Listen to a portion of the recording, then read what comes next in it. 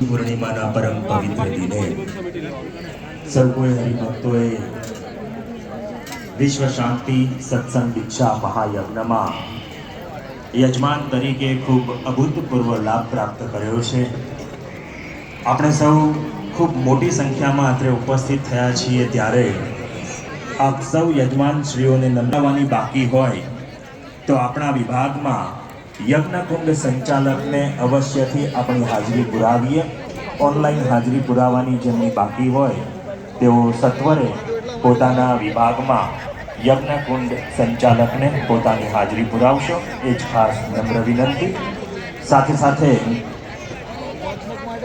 આપના યજ્ઞકુંડમાં કચરાપેટી તથા પૂજન વિધિ બાદ વધેલા પાણીનો ખાલી કરવા માટે ડોલ તેનો જ આપણે ઉપયોગ કરીએ।